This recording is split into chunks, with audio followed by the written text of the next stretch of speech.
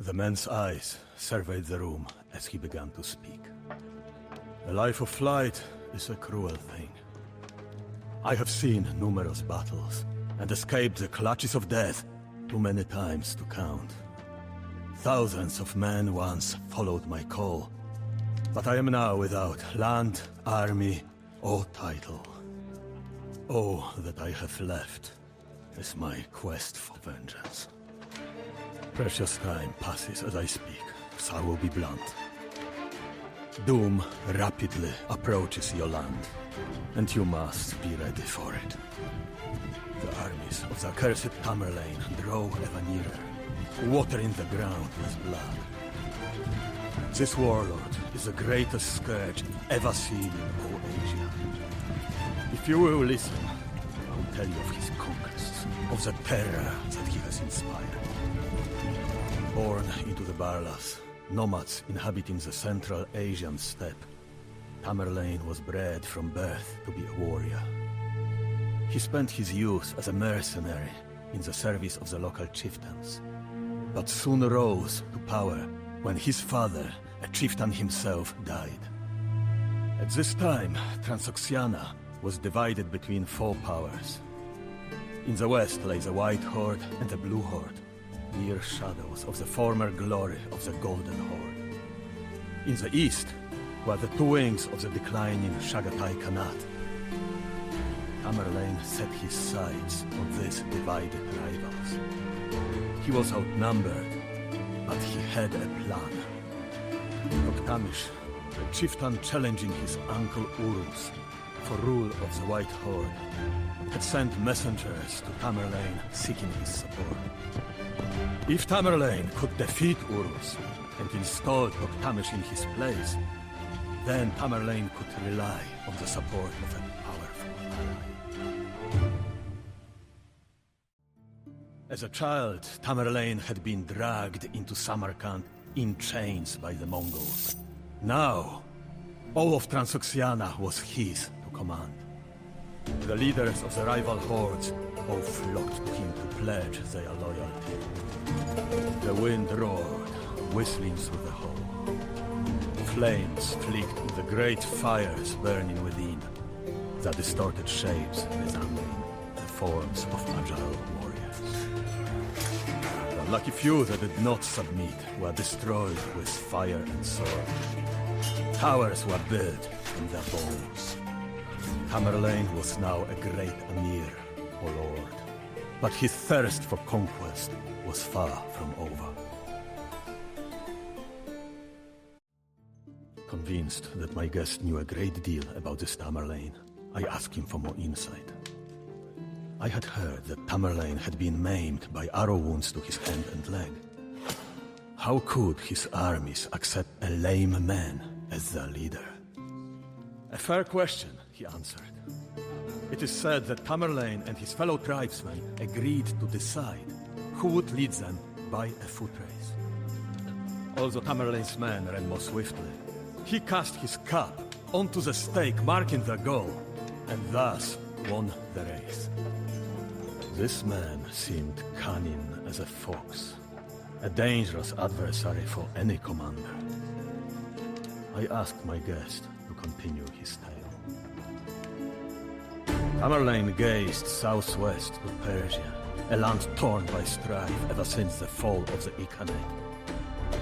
Persia was vast, its terrain a challenge to any ambitious conqueror.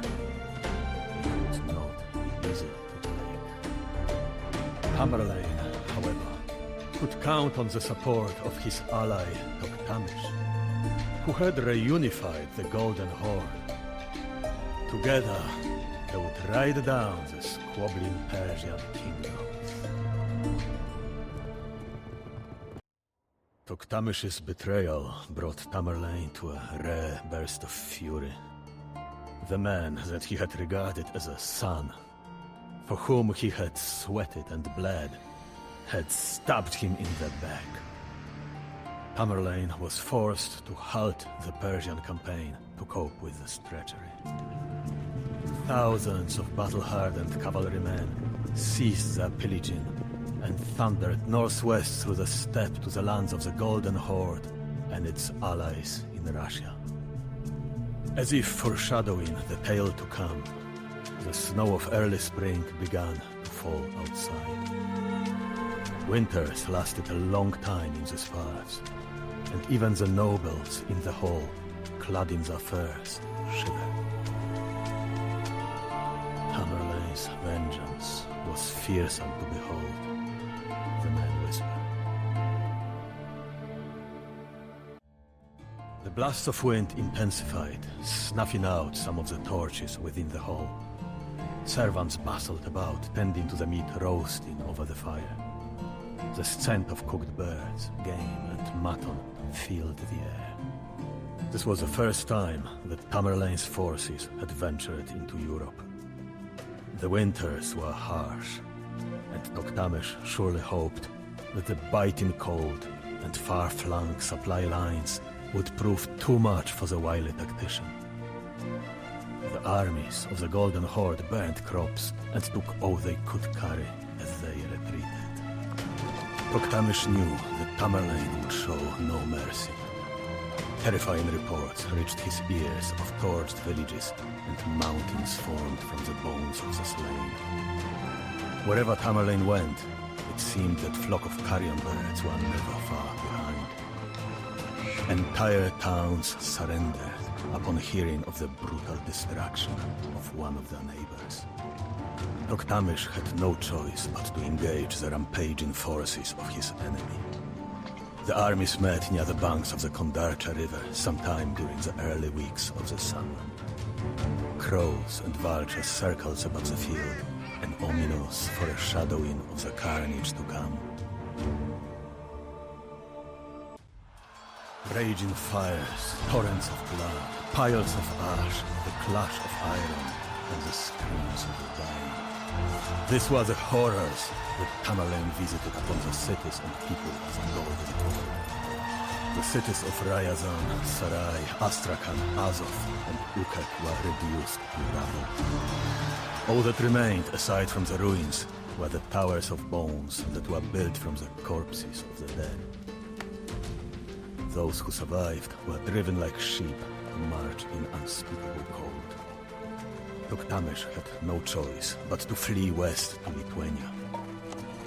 Tamerlane was determined not to let the traitor escape, but word soon reached him of a rebellion within his homeland. Leaving the hunt in the hands of two of his generals, Tamerlane swiftly returned home to restore order, at the point of a blade.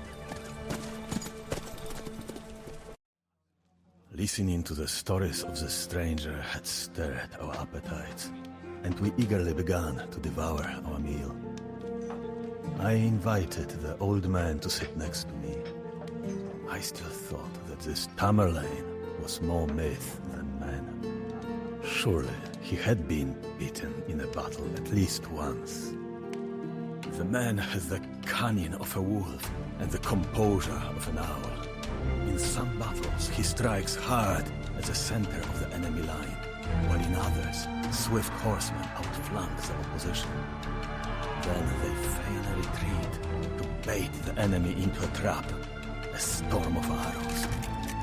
When Tamerlane decided to cross our Khyber Pass into India, a different and terrifying challenge faced him. The armies of the Delhi Sultanate ruled the battlefields through their powerful elephants, monstrous beasts known to crush a horseman with a single foot. Drawing up his lines, the clever warlord waited to spring his latest trap. The Indian army relied on the charge of its dreaded elephants to shock their enemies and drive them into disorder. No stranger to the art of war, Tamerlane knew this. In a stroke of genius, he loaded the camels in his baggage train with straw and wood and set them aflame, whipping them toward the enemy lines. The sight terrified the elephants, who doubled back and trampled their own men. The battle was a rout. 200 years' worth of Indian treasure was loaded onto a train of wagons and carried back to Samarkand. In response to an uprising, Tamerlane's armies reduced the jewel of northern India to a charnel house. Death and fire mingled in a putrid stench that enveloped Delhi for weeks. Still, Tamerlane was not satisfied. There was unfinished business to the west. Silence gripped the court as the narrative evoked fear and awe. The meal had been finished for some time, and the fires were beginning to die low. If Tamerlane turned west, he surely would have collided with the mighty Ottoman Empire. Would he even dare to do such a thing? For some time, the local Turkoman tribes of the Levant had been requesting aid against Ottoman aggression.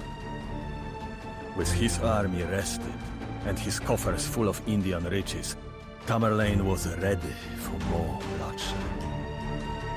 He knew there was more than one way to motivate an army. Religious fervor and promises of land and plunder drove his men forward. This land was familiar with the terror of previous invasions, but nothing could prepare them for the onslaught that lay ahead. Thirsting for glory, Tamerlane's armies flooded across mountains, plains and rivers to terrorize Armenia, Georgia, and the Levant. Tamerlane's forces ran rampant, looting and burning as they went. For a land that had only recently experienced the plague, this scourge must have seemed to signal the end of the world. Although he was known for his military campaigns, Tamerlane was also a patron of the arts. When a city was sacked, the artisans and scholars were spared and sent to his capital at Samarkand, where they created a vibrant blend of cultures. Populations who resisted him, however, were not spared. After his siege had broken the Armenian fortress of Van, Tamerlane ordered its inhabitants hurled from the crags. Just like Hulegu, roughly a century before, Tamerlane showed particular cruelty to the city of Baghdad. Each man in Tamerlane's army was required to bring him 2 heads. The warriors slaughtered the population of the city, then slew the prisoners they had brought with them. It is said that to satisfy Tamerlane's command, some even slew their own wives. For the survivors of this savagery, it seemed as if the sun would never rise again. The relationship between Tamerlane and the Ottoman Sultan Bayezid was one of great enmity. The two of them had been exchanging scathing letters for years.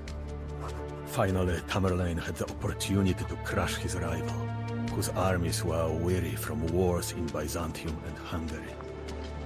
Even so, the Ottoman Empire was no trifling opponent, its army driven by intrepid leadership and the power of its Janissaries. The Ottoman force marching to meet Tamerlane was large, but divided. Turks, Serbs, Tatars, and various other vassals all contributed troops to this powerful yet volatile force. If some of them could be pried away and convinced to defect, the tide would turn in Tamerlane's favor. This would be his greatest test yet. The fate of 2 empires hung in the balance. The Battle of Ankara was a catastrophe for the Ottomans.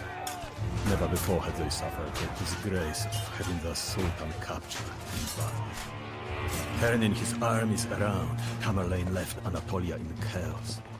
It is only a matter of time before he seeks another victim.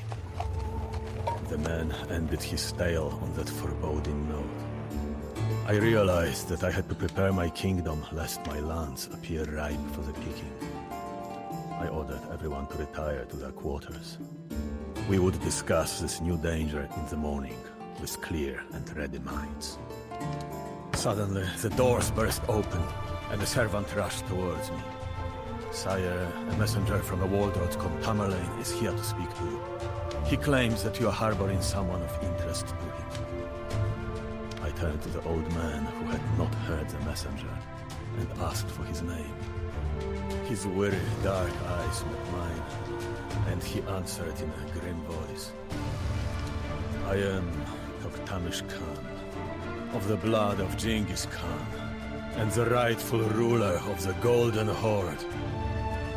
Landless and friendless, all I have left is my